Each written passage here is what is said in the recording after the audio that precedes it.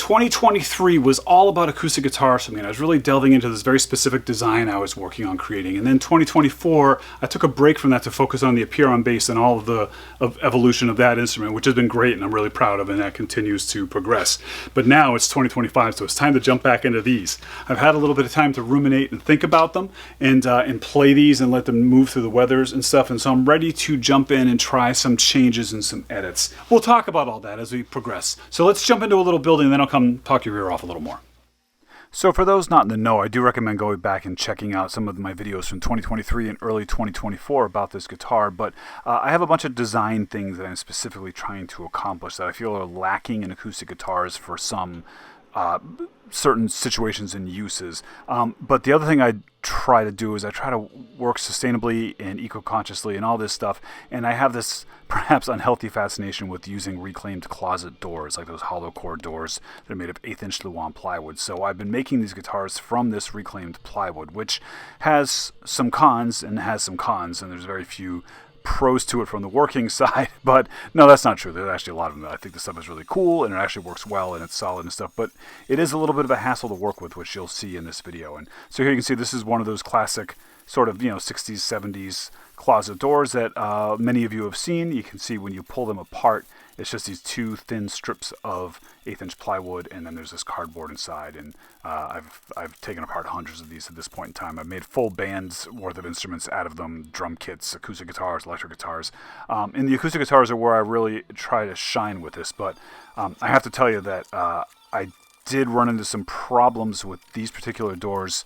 Not all closet doors are created the same. Some of them are really nice, high quality, and some of them aren't. And these doors were very flaky. And so one of the cool things I do is on my laser, I laser kerf little tiny strips on the inside. And you can see that gives me the option to bend this wood. So it's like perfect for making the sides.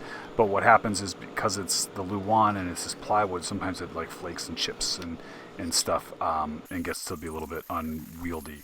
But so I'm still following along with that same basic design idea of using closet doors, and this is some reclaimed wood that I'm using for a tail block and a neck block, and putting it together in that same basic way. I created a simple template, as you saw at the beginning, like a mold, and of course I have to make necks and stuff, which I just, here you see I have some glue ups that I'm cutting out. And I just started kind of going in with my usual way of putting it together, but this body shape is new. The original ones I was making I called the Z, and that was named after a young man that I met, and I thought it was a cool name. So I did more of an offset, and then I made this one nylon string that was kind of unique, that was kind of more like this body style with an extra cutaway, and I decided to chase that avenue a little bit with this design that I think I like better, and I think is going to be a little bit of a better looking and feeling guitar. But so right now what I'm doing is I'm just taking these laser cut molds that I made that I do need to build up and make thicker if I'm using them again, but I thought I would start without trying to waste too much material in case I don't like them, and make it harder for me at the beginning. So now that we've talked about the material goals, let's talk a little bit about design goals. What I noticed in my career of being like a live, like kind of barroom performer, playing with a lot of acoustic guitar players, I watched their acoustic guitars time and time again fail in the same spots. At the bridge, the bridges would peel up. At the neck, the heel would separate. And then also they would fail electronically with the piezo systems and feedback issues and not necessarily sounding their best. And so these are all some of the things I started to sort of attack in my design. A lot of these problems are caused from, leaving it in the van overnight and weather changes and stuff. And so that's one of the reasons why I like the idea of doing a plywood body, because again, we're going to amplify this thing anyways. And so then the neck, I figured the easiest solution was to make a bolt-on neck, like a regular kind of electric guitar, that also has a cant adjustment. So you can adjust the angle of the neck with just an Allen key and get quick fixes on your action and setting it the way you need it. The bridge is glued and screwed on, so if the glue does start to come up, you can unscrew it and reset it, and everything will be lined up again pretty easily. And crucially, while keeping the piezo system that everybody's used to, I also added an electromagnetic system, so it's more like an electric guitar. With the flip of a switch, you can use one, the other, or both, and this helps a lot for guys that are using effects pedals and stuff, and also just in rooms where you're really starting to have feedback issues. But there were still some things that I felt there was room for improvement. Specifically, this guitar being at a little over 3 inches, when you play, after a while, your arm starts to get a little kind of rough on this edge sometimes, and so I thought we could do a little kind of kind of a contour arm cutaway here like electric guitars have. And I also thought we could make it a little bit thinner. And I'm not sure if I went too thin or not, but again, we're not trying to make this big jumbo acoustic sound, you know, acoustically. We're trying to amplify that, and sometimes the thinner ones actually amplify better. You have less feedback issues. So two things to you know, that are changing or I'm working on are this cutaway as well as a slightly thinner body. We still want to run the electronics, but I have some experiments I'm going to do on those that are going to come in the future. And then the other thing was the bridge. You know, I like the idea and the design I have of this bridge that's a little bit more maintenance ready than most guitar bridge, but one of the big flaws was I was still relying on these horrible little pins that you have to, if you break a string, you got to, you know, pop them out and not lose it and put them in, and everything wears down. And so I thought it'd be nice to have a more solid string through retention system that I wanted to have easy access to on the back. So I'm thinking magnetic cavity cover and then a plate inside that you can just slide the strings through and they come up. And if that plate is metal, now I can get a ground for my pickup in this magnetic electronic system and help fight noise even more. And I also wanted to experiment with the top and how I brace it, and maybe even trying to add a little bit of shape to it. So we'll see how that all works out, and let's get back to it. Spoiler alert, some of those ideas were good and some aren't.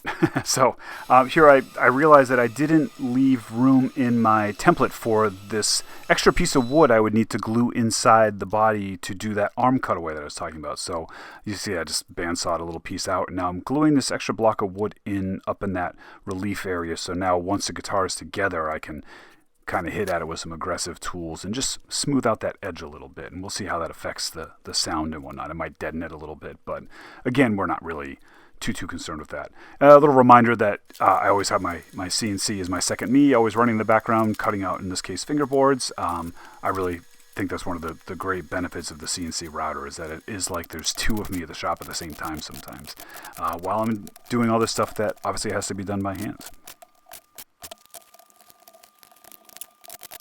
You can go back like 100 years in my YouTube feed, and I talk a lot about closet doors, and I've done a lot of stuff with closet doors. And one of the things about them is that not all closet doors are created the same. They're mostly made of a Luan plywood, although sometimes there's some higher quality top veneer put on them, and sometimes they're made of maple or something like that.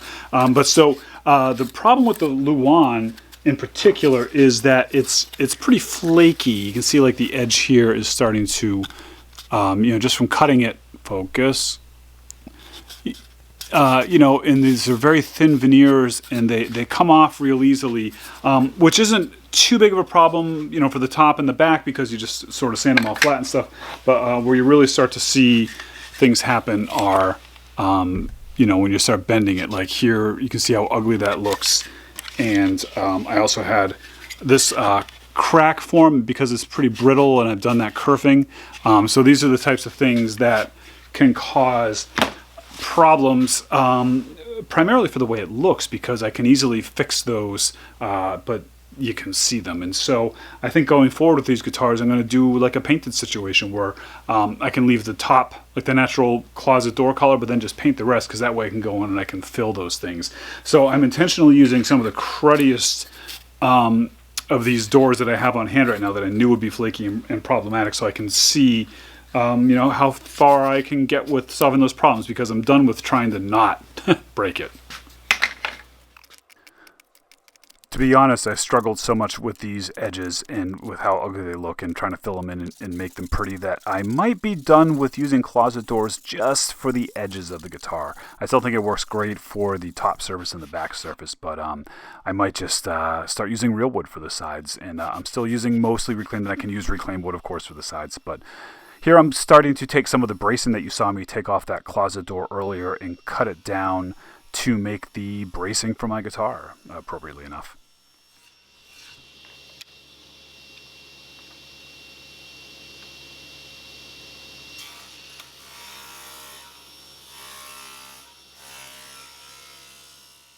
I get asked a lot of questions about this. This is my homemade sort of go deck for gluing. I just have a piece of MDF screwed up to my ceiling at a certain height, and then a certain base that I use on top of my workbench.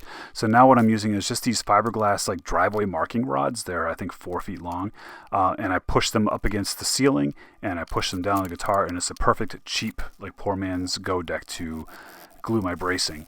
And again, this stuff is plywood, so the bracing doesn't have to work exactly how bracing typically works in, most acoustic guitars will have a seam down the middle and stuff. And I mentioned earlier about this idea of shaping the top a little bit. I thought I would try to mimic like a typical acoustic guitar that sort of bubbles up in the middle a little. And I thought I'd try to push that a little bit more. And so my first thought is to do some different bracing, which we'll talk about in a minute. And then I just thought I would just curve the inside of the bracing a little bit and sort of force the top to the shape of the bracing. However, since I'm using this Go deck, you can see I needed to use a little bit of a shim, and I didn't, hindsight being 2020, I can see it clear as day as I reviewed the footage that I needed something up under the front of this guitar. Really what I needed to do was cut like a ring in the shape of the guitar body to do this, so all of the pressures be getting pushed down evenly, and what happened is I just sort of made the top look a little bit like it's like wrong or something. But, that's how we learn, we try. And this did encourage me to think that maybe I could do a full arch top out of this stuff someday. Most acoustic guitars have what's called X bracing underneath them, so there's basically like a big X that kind of goes through the middle of the instrument and then some other little pieces. And I think there's obviously a lot of science and hundreds of years of research that have gone into that, but that's for tops that are made from real wood. And I think that the wood characteristics and the grain and all that stuff makes that more important than if you're doing something with a plywood top like this. And so I'm kind of doing this sort of hybrid arch top violin / X-brace thing I'm experimenting with here that I think is going to be just fine because I don't have to worry about the wood splitting and stuff because it's all plywood. Arch tops, violins, upright basses, stuff like that tend to have this one larger bar that goes the length of the body, and then maybe some other little things here and there. Traditionally, there's a lot of newer things you can do now. I thought I'd experiment with this sort of hybrid system, which I don't know if I'll use again, but, we'll see.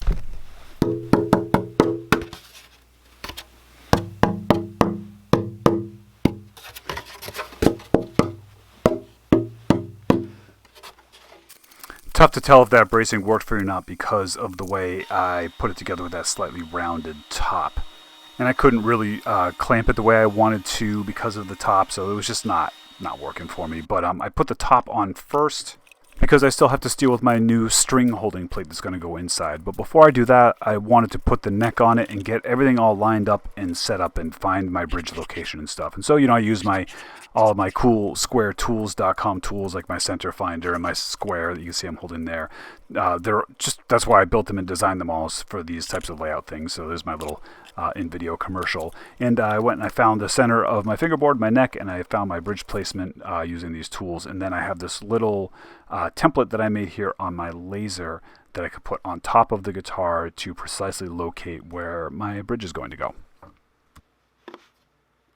Like I mentioned, I have some prototype metal plates that I want to put on the inside, and I still have the nylon string version of this guitar to make too. But I feel like this video is getting long enough, so we're going to stop it here and pick up part 2 on the next installment of this build series.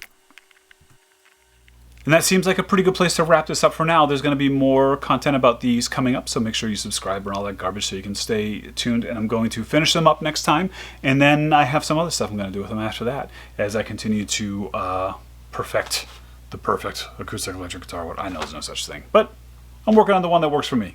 All right, be good. Can I leave it with you guys for a minute? Let's talk real. I have a problem. I'm hoping you can help me with it. I have too many guitars. I know that sentence has never been uttered. It's not even really possible, but believe it or not, it is possible. So you know that I make commission guitars for a living, and I love it, and it's the best thing in the world. But then I also make these other guitars. Sometimes they're for these experimental ideas that I want to do on YouTube, or sometimes they're just for me as I do product development that I want to do for myself. Sometimes they're just because I wanted to try some new tool or technique, and all of those guitars go for sale over at newperspectivesmusic.com. And there's a lot of them there. It's way less than getting something commission made because they're not being commissioned, right? And some of them have been around for a little while, and so I've actually marked the prices down quite a bit. And I'm adding this coupon code that you can type in if you say, I know Tim Sway, you'll save another 10% off of it. And I continue to have guitars go in and out of there. Some of them are prototypes that I'm still playing, and then I get to the point where I'm done playing them, and so now they go in the store. And other ones are ones that have never really been played, and they've just gone straight for sale. There's a whole bunch of them there, and it's a great way to support my work and support my sanity because, like I said, I have too many guitars, and I just keep making them. And if you want me to keep making them here, I'm going to have to get rid of some of them there, and you might really enjoy having it in your home. They're all unique, one of a kind, sustainably made by me. It's a